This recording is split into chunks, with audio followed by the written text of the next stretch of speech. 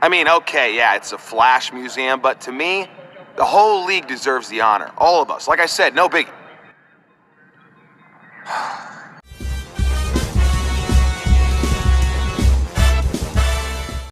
Hello everybody, how's it going? Tornado Soup here.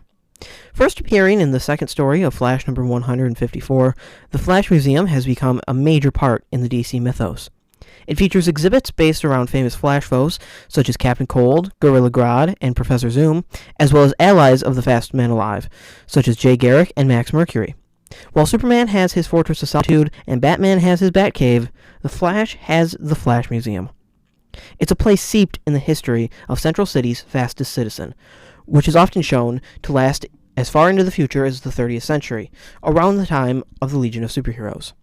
Despite the fact that it's often destroyed again and again, the museum always bounces back, sometimes being built in Central City, home of Barry Allen's Flash, and other times in Keystone City, home of Wally West and Jay Garrick's Flashes.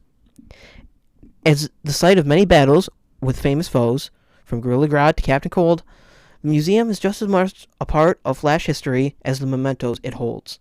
Its curator is Dexter Miles, a former actor who had fallen on hard times and was given the job after assisting the Flash in a few cases, including the Gangster Masquerade from the museum's first appearance in Flash number 154.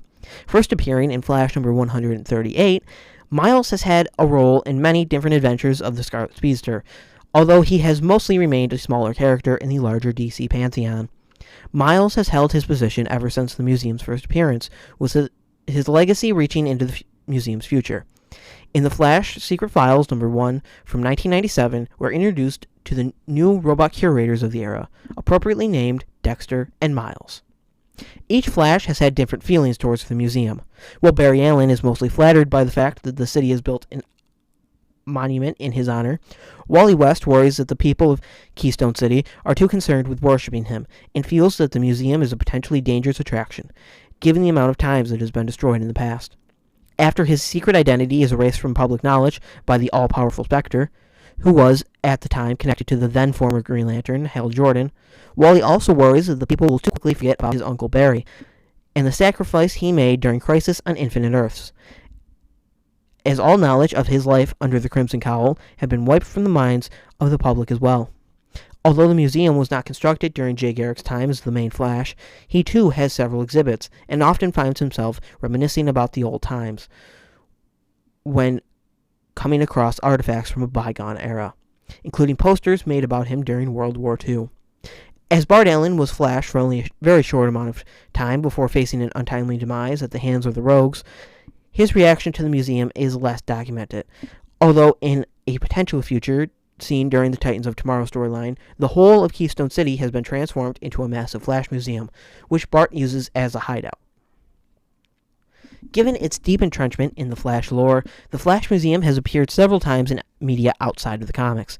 After a brief reference in an episode of CBS's The Flash from the early 1990s, the museum made its first real transition out of the four-colored pages of the comics in the Justice League Unlimited episode Flash and Substance. Here, the Flash, Wally West, is seen attending the opening of the museum in Central City, when it is attacked and greatly damaged by the Rogues, Captain Cold, Captain Boomerang, and Mirror Master. Despite the setbacks, Wally remains positive, assuring the people of Central City that he doesn't need a museum, and that the honor goes far beyond the four walls of the building. The museum is also featured on the CW's The Flash, specifically in the potential future that is home to Barry's daughter, Nora. The Flash Museum is a repurposed Star Labs, utilizing the former base of operations for Team Flash to tell his story.